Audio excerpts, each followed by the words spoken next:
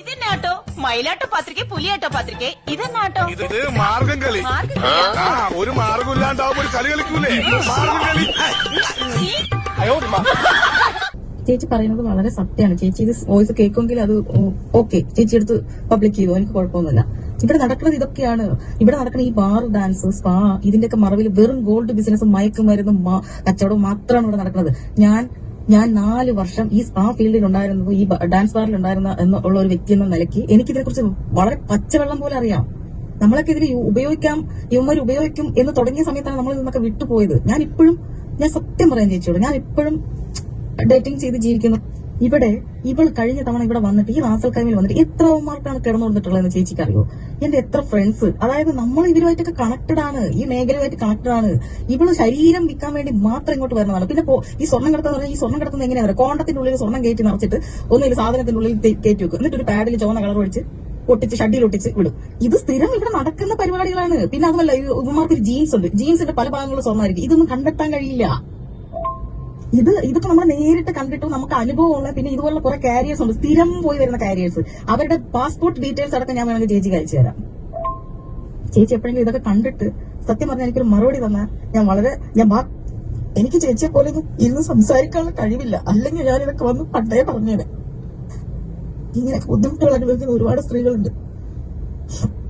എനിക്കറിയില്ല ചേച്ചിയാണോ അനിയത്തിയാണോ എന്ന് പോലും എനിക്കറിയില്ല. പക്ഷെ ഞാൻ പറയാണ്, എന്റെ മക്കളൊക്കെ നല്ല നിലയിൽ പഠിച്ച്, നല്ല നിലയിൽ ജീവിക്കുന്നു, നല്ല വിദ്യാഭ്യാസം, നല്ല ജോലിയൊക്കെ ആയിട്ട് അവർ 2-3 പേര് ദുബായിലുണ്ട്, 1-2 പേര് നാട്ടിലും ജോലി ചെയ്യുന്നുണ്ട്. പക്ഷെ ഇതൊക്കെ നമ്മൾ ആരോടെ പറയാ? നമ്മളൊക്കെ മനസ്സിലാക്കുന്ന ഒരാളോടല്ലേ നമുക്ക് പറയാൻ പറ്റുള്ളൂ. നമ്മളതൊരു കാമുകനെ ഉണ്ടാക്കിയിട്ടോ അല്ലെങ്കിൽ കാണുന്ന ആളുകളെ കൂടെ ഇല്ല. എനിക്കൊരു ഞാനൊരു കല്യാണം കഴിച്ചു, അത് ഫ്ലോപ്പായി. അതിന് പിന്നെ ഞാനൊരു പുരുഷനെ കുറിച്ച് ചിന്തിച്ചിട്ടില്ല. പക്ഷെ ഞാൻ എങ്ങനെയോ ചേച്ചി എന്നെ വിളിക്കുകയാണെങ്കിൽ ഞാൻ എല്ലാ കാര്യങ്ങളും ഞാൻ പറയാം. ചേച്ചിയുടെ വീഡിയോസ് കണ്ട് എനിക്ക് എന്നെ ഭ്രാന്തായി തുടങ്ങി. എന്തുകൊണ്ട് നമുക്ക് ഇങ്ങനെയാവാൻ കഴിയുന്നില്ല എന്തോ എനിക്കറിയില്ല. എന്തൊക്കെയാണല്ലോ ഈ ഡാൻസ് ബാർ എന്ന് പറയുന്നതും സ്പാ എന്ന് പറയുന്നതൊക്കെ വെറും പെൺവാണിഭവും സ്വർണ്ണക്കടത്തും അതുപോലുള്ള മറ്റേ ഡ്രഗ്സ് മാഫിയയും മാത്രമാണ്. ഇവന്മാരുടെയൊക്കെ കുറേ ഡീറ്റെയിൽസ് ഞാൻ സംഘടിപ്പിച്ച് ചേച്ചിക്ക് തരാം. എനിക്കൊന്നും സമയം തന്നാൽ മതി. എന്റെ കയ്യിൽ ഒരു ഫോൺ ഉണ്ടായിരുന്നു, അത് നഷ്ടപ്പെട്ടു പോയി. ആ ഫോൺ നഷ്ടപ്പെട്ടു, അതായത് ഞാൻ മുമ്പ് താമസിച്ചിരുന്ന ഒരു സ്ഥലത്ത് പെട്ടെന്ന് മാറേണ്ടി വന്ന ഒരു അവസ്ഥയിൽ ഇതൊക്കെ കളഞ്ഞിട്ട് വരേണ്ടി, അല്ലെങ്കിൽ ഞാൻ കുറേ നമ്പേഴ്സ് ചേച്ചിക്ക് തരുമായിരുന്നു. അതൊക്കെ പോട്ടെ, അതൊക്കെ ഞാൻ വീണ്ടെടുത്ത് തരാം. ഇതിന്റെയൊക്കെ മെയിൻ ആളുകൾ കട്ടായം ഇവളടുത്ത് പോയിട്ടുള്ളവരാണ്. ഈ രേണുസുതി എന്ന് പറയുന്ന സ്ത്രീ ഇവിടെ വരുന്നത് സ്വർണ്ണക്കടത്തും ഡ്രഗ് മാഫിയയും തന്നെയാണ്. അവരുടെ മെയിൻ ആവശ്യം അതാണ്. പിന്നെ ശരീര വിൽപ്പന, അതായത് വേശ്യാവൃത്തി. എന്റെ 2 സുഹൃത്തുക്കൾ കട്ടായം ഇവളടുത്ത് പോയിട്ടുള്ളവരാണ്. അവരുടെ ഒന്നും ഐഡന്റിറ്റി എനിക്ക് വെളിപ്പെടുത്തി തരാൻ പറ്റില്ല. കാര്യം അവന്മാര് ഇവളുടെ ഇതും ഭ്രമവും കണ്ടിട്ട് മറ്റേ എന്തോ സെലിബ്രിറ്റി എന്നുള്ള തേങ്ങയും പിന്നെ ഇവളെ വയറും കണ്ടിട്ട് പോയവന്മാരാണ്. അവന്മാര് പറയുന്നത് ഇവള് തുണി അഴിച്ചിട്ട് നിന്ന് കഴിഞ്ഞാൽ ആ വയറ് മാത്രമേ ഉള്ളൂ, 2 അസ്ഥികൂടം പോലത്തെ കാലുണ്ട്. ഞങ്ങൾ തന്നെ ആകെപ്പാടെ അന്തം വിട്ടുപോയിന്ന് ഞാൻ എന്നിട്ട് ഇവന്മാരെ കളിയാക്കിയിട്ടുണ്ട്. നിനക്കൊക്കെ നാണമില്ല, നീയൊക്കെ എന്താ? അതായത് അത്രയും ഞങ്ങള് ഓപ്പൺ ഹാർട്ടഡ് ആയിട്ടുള്ള ഫ്രണ്ട്സാണ്. ഇപ്പൊ ഈ ലാസ്റ്റ് ടൈം ഇവളെങ്ങനെ ഇവിടെ വന്നു എന്നിട്ട് ഞാൻ ഇവന്മാരോട് ചോദിച്ചു, ഇവളെങ്ങനെ ഇവിടെ വന്നു? ഇവൾ അത്രമാത്രം ക്യാഷ് കൊടുത്തിട്ട് അത്രയും സ്പെഷ്യൽ സംഭവമാണെന്നും പറഞ്ഞിട്ടാണ് ആ പാപ്പിലോണിന്റെ അവന്മാര് ഇവിടെ ഇറക്കിയേക്കണത്. കാര്യം അവന്മാര് ഓൾറെഡി 20 വരെ ഇവിടെ നോമ്പും പെരുന്നാൾ വരുന്നു. അതുവരെ ഒരു കാര്യങ്ങളും യുവമാർക്ക് നടക്കത്തില്ല കേട്ടോ. അതുവരെ യുവമാർക്ക് ഒരു കാര്യങ്ങളും നടക്കത്തില്ല. പിന്നെ ഇവന്മാര് അത്രയും ക്യാഷ് ഇറക്കിയിട്ടാണ് ഇവളിവിടെ ഇറക്കിയേക്കണത്. ഒരു ഡേയ്സിന് ഇവക്ക് 15,000 20,000 വാങ്ങിച്ചിട്ടാണ് ഇവന്മാർ ഇവിടെ ഇറക്കിയേക്കണത്. ബഹറിലും സെയിം തന്നെയാണ്. സത്യമാണ് ചേച്ചി, ഒരുപാട് സങ്കടം തോന്നിയിട്ടുണ്ട്. നമ്മളെ സപ്പോർട്ട് ചെയ്യാൻ ആരുമില്ലല്ലോ. ഇതുപോലുള്ള 4 സ്ത്രീകളെയൊക്കെ സപ്പോർട്ട് ചെയ്യാൻ ഒരുപാട് പേരുണ്ടല്ലോ. പിന്നെ ഈ രേണുസുധീനെ ഇവിടെ കൊണ്ടുവരുന്നത് മൊത്തം ഈ ഒരൊറ്റ കാര്യത്തിനാണ്. ഡ്രഗ് ബിസിനസ്സും ഗോൾഡ് ബിസിനസ്സും പിന്നെ പെൺവാണിപ്പും. ഇവിടെ ശരീരം വിറ്റിട്ട് തന്നെയാണ് ഇവിടെ നിന്ന് പറഞ്ഞേക്കണത്. അവന്മാരും എത്ര 3 ലക്ഷം രൂപ എങ്ങാണ്ട് കൊടുത്തിട്ടാണ് അവളെ ഇവിടെ കൊണ്ടുവരുന്നത്. എന്നിട്ട് ഇവന്മാരിവിടെ കിടന്ന് ഇവളെ ഓരോ രാത്രി ഓരോരുത്തന്മാർക്കല്ല, മണിക്കൂറാണ് ഇവളെ കാശ്. ഈ മണിക്കൂർ വെച്ചിട്ടാണ് ഇവളെ വിൽക്കണത്. ഇവള് ഈ കിടന്ന നാടകം കാണിക്കുന്നുണ്ട്, ഇവളെ മുലയും മറ്റേ സാധനമൊക്കെ. ഇതൊന്നും അല്ല ഇവിടെ നടക്കണത്. അത്ര സങ്കടപ്പെട്ടിട്ട് പറയാണ്, ഈ സ്ത്രീ ഈ ലോകത്തിന് നാശമാണ് ഈ സ്ത്രീ. അല്ലെങ്കിൽ ഇവള് മിണ്ടാതിരിക്കണം. ഇപ്പൊ ഈ പറയുന്ന പരിപാടിയൊക്കെ തന്നെയാണ് നമ്മളും എടുക്കുന്നത്. ഞാനും എന്റെ ഗതികേട് കൊണ്ട് ഇതൊക്കെ തന്നെയാണ് ചെയ്യുന്നത്. പക്ഷെ നമ്മളാരും നമ്മളെന്നും മുഖമൊന്നും പബ്ലിഷ് ചെയ്യുന്നില്ലല്ലോ ചേച്ചി. സഹികെട്ട് പറഞ്ഞോവാണ് ഇതുപോലൊരു സ്ത്രീ. കാര്യം എനിക്ക് മക്കളുണ്ട്.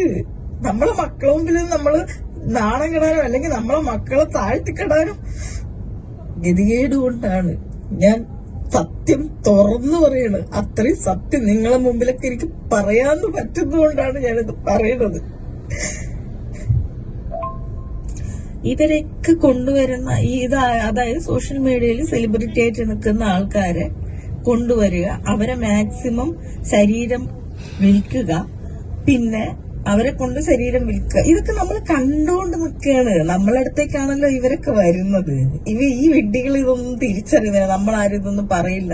നമ്മളിതൊക്കെ അറിയുന്നവരാണ്.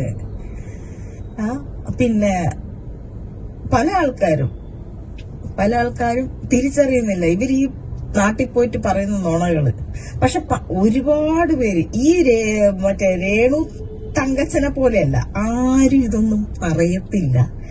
ഇവള് മാത്രമാണ് കിടന്നിട്ട് ഈ പിടയ്ക്കുകയും ഈ മാതിരി തോന്നിയാസങ്ങൾ പറയുകയും ചെയ്യുന്നത്. അപ്പൊ ഇവളെ കള്ളത്തരങ്ങൾ പൊളിച്ചെടുക്കണമെന്ന് എനിക്ക് തോന്നി. ഫോട്ടോസുകൾ ഞാൻ കിട്ടുമെന്ന് ഞാൻ ശ്രമിക്കുന്നുണ്ട് ചേച്ചി.